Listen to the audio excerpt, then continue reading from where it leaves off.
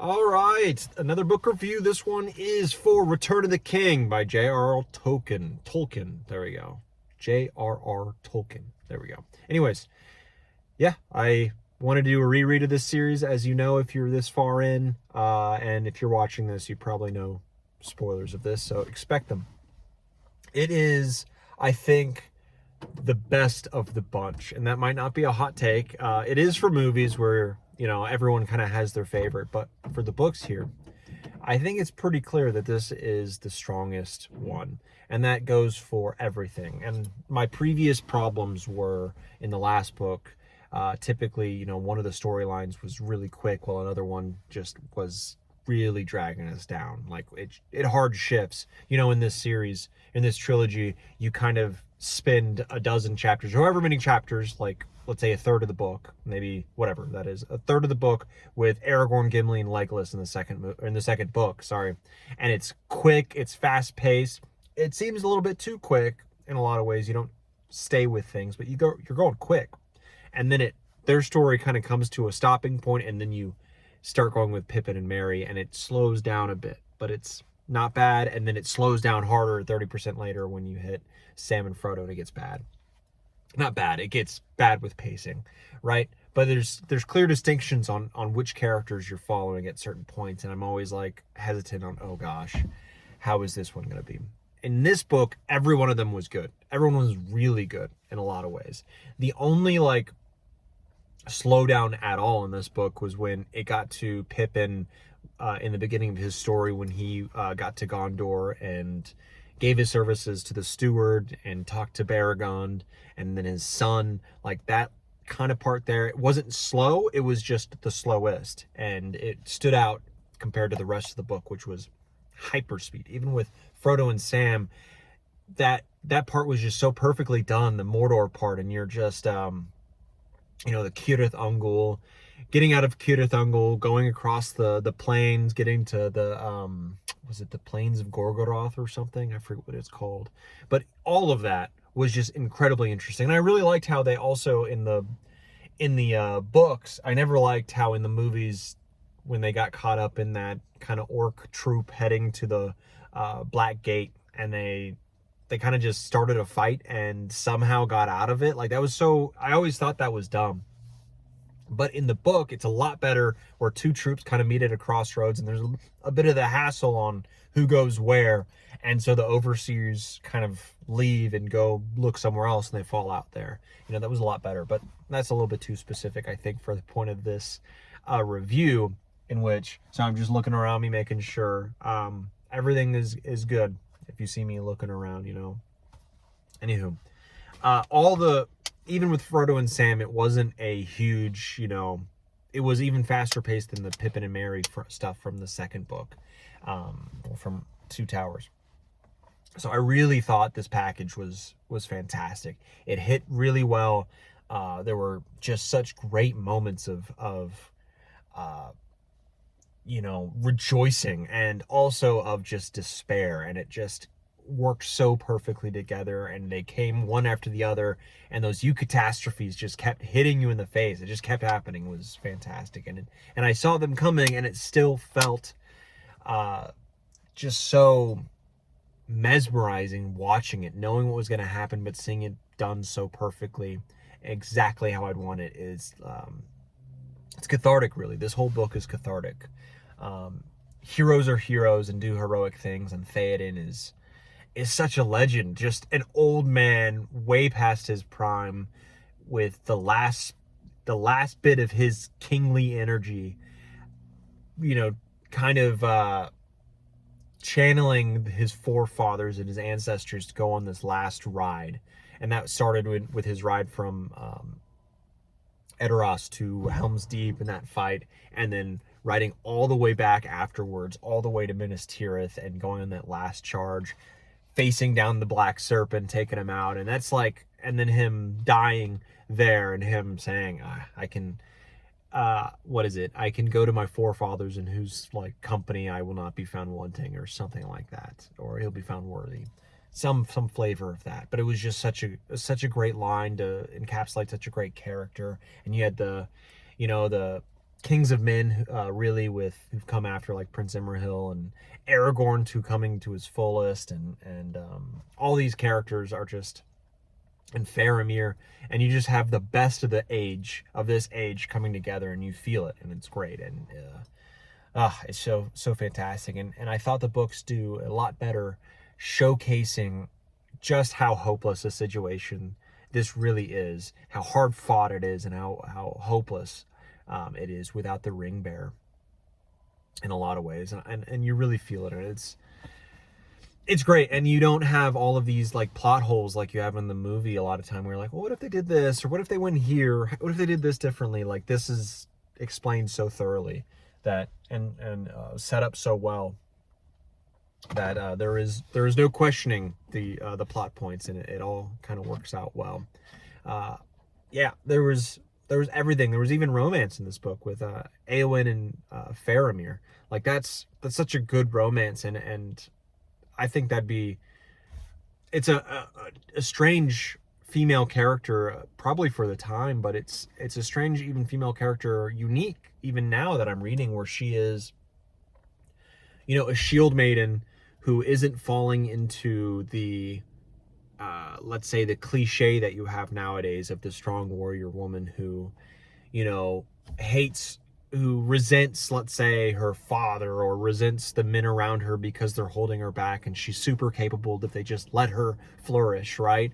And I don't know, being brazen, and being I don't know, having a sailor's tongue that you get a lot in these. And it's like, cool, you can have that character, nothing against it, but when it's every single one of these characters, Eowyn is such a breath of fresh air, where she is all of those things, where, not a sailor's mouth or anything, but she is, a strong character, strong character first, who is also a female, also a woman, but she is a strong character who, she is the daughter of kings. She is super capable, and she feels herself fated for battle and for glorious death in this time, or as glorious as you can find. And she keeps having to take on the responsibility of her people in that time where the men kind of go to war, and she is responsible for the safeguarding of her people, and she resents it in a way and has to fight it, and is, asking for help from, Aragorn, and Aragorn's like, I can't, go against the king. And so she takes it on herself to get out there and prove herself, but really not just prove herself. She's not trying to prove herself, really. She is just trying to live her fate, the fate that she has seen herself wanting to live and needing to live. And she has despair in her heart for a lot of reasons, and she's had poison dripped in her ear for a while, same as a lot of the royal house of Meduseld. And it's just so cool to see your character go through that, and then have that character arc that I feel we're desperately missing in the movies, where she has done the deeds, and she is still, wanting. She still wants more. She didn't get that glorious death that she wanted, and so she is just not sated. Her desires are not sated, and seeing it change when she meets, someone who understands her and is listening to her and giving her the chance to talk to her, and open up to possibilities. And it's not just like let's submit to a guy kind of thing, where I've seen critiques of it. It's a much more beautiful story than that. And so a character like Eowyn, I'm using her as an example, and Faramir is a great example of this too, of just an expansion of a character, but not just an expansion. It's the quarter shift turn where of every character, in which they are more epic, more everything, more their character arc is an arc. They have an arc. It's just beautiful what they have, and that goes for like all of these characters. And it's just beautiful to see, and beautiful to have this richness of the story, to have that there. And I thought the fulfillment of, obviously it's built up, a lot of these characters are built up in the first, second, like with Aragorn, obviously is a huge example, where he starts as Strider, the ranger, the grungy ranger from the wilds. Then we keep moving up as he is opening. He's not a reluctant hero as he is in the movies. He's he's a king coming into his own, and he's doing it as he is coming into his own at the pace that he is choosing. And it's a perfect pace, and it's, you know, it all kind of culminates in him showing himself to Sauron and challenging him and forcing Sauron to make his move early and showing himself as a king. And he comes off as such a king, as a character at the end of his story who's done all of his character building in the past, and now he's coming into his own at the full extent of his power. He comes out of the wild and at the end takes the kingship, and he's just the perfect king for the time. And it's great seeing a, you know, like a king of old step into this Middle Earth, really, that is past its prime, and kind of being a beacon of light in the times. It's cool to see that. It's great to see that juxtaposition from the Ranger of the North to this, as he takes up his mantle. Gandalf is a much more epic character and much more competent character. He's not getting, you know, shot off his horse basically from, you know, from the Nazgul. He really should be at a level that he is in the books. Really, it's great for, you know, tension and such in the movie, and I think it's done well there, where he is kind of met his match there. But I think Gandalf in the books is, when he comes back as Gandalf the White, he's at a higher plane. He is at a stronger level. So anyways, all of this stuff is to say, I really enjoyed the characters and liked them and loved them a lot more in this book. And last thing to say, I guess, I don't want to go crazy along with this. One of the last things, but I felt the Scouring of the Shire, I enjoyed it a lot more. You know, I loved the movie, and one of my favorite scenes in all the movies, and every time I watch the movies, they're my favorite movies. But every time I watch them, I have a new favorite scene. And the last time I rewatched them a year or something ago, my favorite scene was, you know, the hobbits, they've come back from their adventures and they sit down at the Green Dragon, let's say, and no one cares. Like, no one cares about them at all. They're in their hobbit outfits. They're looking around at everyone, smiling and laughing and enjoying the freedom that they are, you know, unaware that was won by others, but these four hobbits, you know, that won this freedom for them. And then they all look around and kind of smile at each other and nod and just they're home, and they are anonymous and not like they're back to their life, and no one really appreciates them, but it's not needed, it's not necessary. And I really loved that. It gave me, I'm not even close to it, but it gave me flashbacks to, you know, when I was in the service, doing a whole bunch of things, crazy things sometimes out in the wilderness, let's say, and then coming back from deployment, whatever deployment I was doing, coming back and being thrown back into society, and just being normal and expect to be normal, coming from that high deck to nothing like this. And it was good in a lot of ways, but jarring, and it's just great to see that on the screen. But anyways, the Scouring of the Shire is way different. They're coming back. It's great to see the culmination of of all four hobbits who you've been following, and they've gained all of this. You know, you see them as the smallest of folk and the least capable, and always kind of, you know, always on the back foot, or always forgotten about during their whole travels, but kind of overcoming things and being strong and doing everything to the best of their abilities, and really showing, I guess, the quality, their qualities, right? Anyways, they're around kings and Maiar and crazy power level people, coming back to the Shire, who it's now controlled by a bunch of like brigands and ruffians and Sharky, right? And then just rolling up and being like, what are we doing? Like, throw this gate down.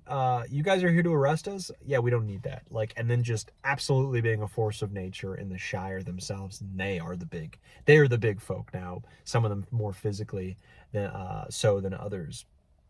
And that was great to see, and I love to see that. And that was just a different flavor of the coming home, you know, coming home and having things be different. So that was the feel good in a different way kind of thing. It sucks to see the Shire being different, but it gave the hobbits a chance to become legends and become heroes to the Shire, instead of just coming back and kind of fading into the background a little bit, right? But anyways, just to say that the books they do change things up incredibly, like a lot, and it happens as you go further in. I think Return of the King has the most changes, and not only are events different and better in a lot of ways, but the characters are also a lot different and better as well in a lot of ways. I did feel like a lot of things went incredibly quick. Like whenever you're in the shoes of, Aragorn, Gimli, Legolas, you're with that crew of folk, it always feels so quick. Like everything is happening at Mach speed. Like in any other books, we would be spending more time here. And we don't. We just absolutely blitz through these things, and just wild things are happening at every turn. Momentous, uh, you know, era defining things are happening where one minute, they have Aragorn and Legolas and Gimli are running the path to the dead, and then they're, going to the Stone of Eric, and then they are coming into Minas Tirith, like really quickly, really quickly. Yeah, you change character point of views for that to happen, but like it's boom, boom, boom, they're there, and that's just been the case since book 2 and now book 3, where it's their stuff is really quick and you don't get a chance to breathe with them, but the pacing is just so good with that, that it works really. You have a lot of Merry and Pippin kind of viewpoints in this, but I think they're quicker and a lot more impactful than and meaningful, and you get a lot more lore and a lot more emotion from this point of view set than in the second book. And then Frodo and Sam, again, like this is the best version of them, and they finally get to the end, and you have the culmination of all their hardship, and then having all the hobbits afterwards being like praised by all the big people of the world, and appreciating what they've done, which obviously is, again, super cathartic. You really love to see that. And they again had that at the end of Return of the King, which was really nice, the movie, which I loved. Obviously you have to have it. Like, they're just legends. Having the smallest of folk changing so much and being so useful and being there for like everything, and being needed really for a lot of it. Yeah. Anyways, I could go on about that. It just was the best version of everything. Really great product, really great book, really, really fantastic book. And it's weirdly in a third person omnipotence, I think is what it's called, where you are not, like, classically if you read a fantasy novel in the, what is that book series called, Wheel of Time, or a what is it, Fury of the Gods? But what is that book? I haven't read that, but what is the book series by John Gwynne? Malice, Ruin, that one, right? Anything like that, right? A typical fantasy book, Greenbone Saga, anything like that, you are going to be in third person limited, I believe. Don't quote me, but third person limited, and that's what you'll feel more comfortable with. That's what most readers of fantasy and sci-fi feel most comfortable with. This is third person omnipotent, where you are not staying in like over the shoulder of one character, and you are limited to what they're experiencing, their senses, hear, see, smell, all that. Like, it's from their point of view.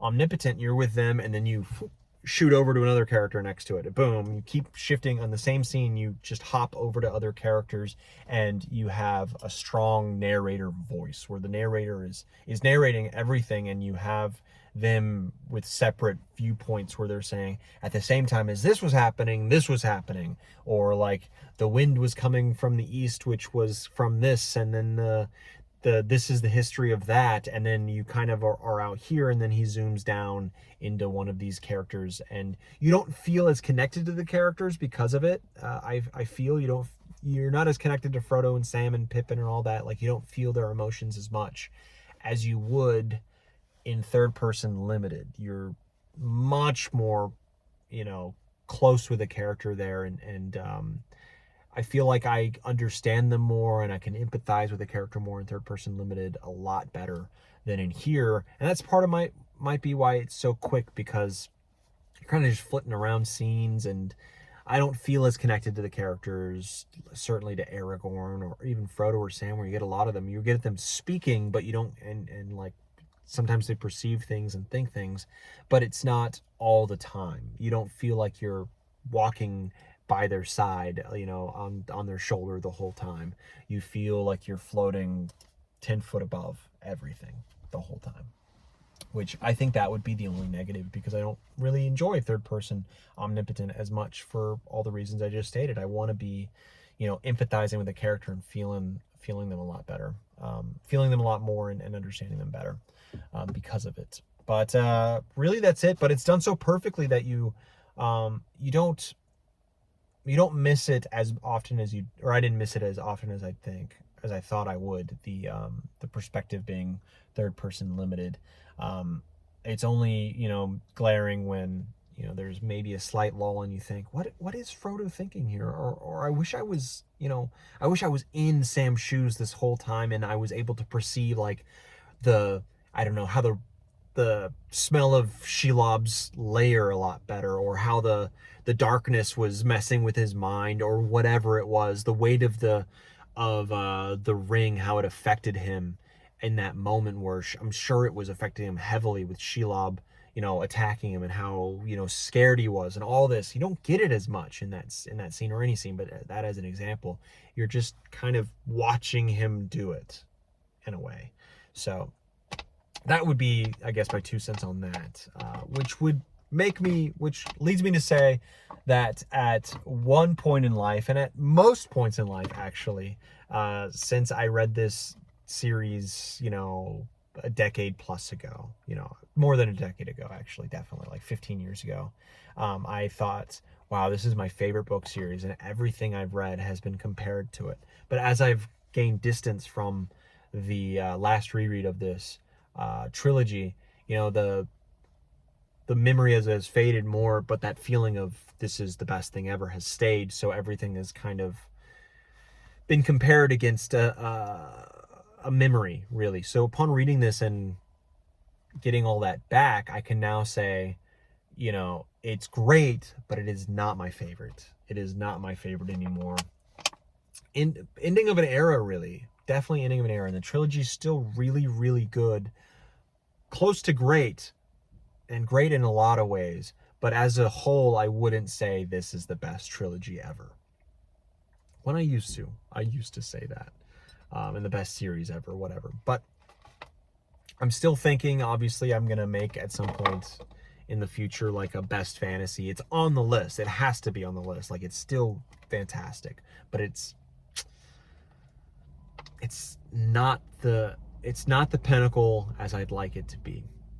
But I still have to think about that a bit more, and do some, calculations in my mind on which goes where, and sit down and really think about it. Because even with like the end of the year, hey, these are the best books of the year so far. And a lot of people do it 6 months in, like, this is the best so far. Not really into that. But I haven't even given it a thought. These are the best books of the year. I don't do it until like I'm like in December. I'm like, okay, let's look at all the books that I've read this year, and let's see which ones are which. And I'm like flooded with the memories. I'm like, oh my God, this was fantastic. Oh my God, and then I rank stack the list. And I think Return of the King might be on the list. I can hope it is, but I'm not sure. That's where I'm at with it, because this year's been great. Maybe I'm feeling like it's in the middle to upper range of the top 10 so far. So it's a good year, and also it's not as good as I remember it.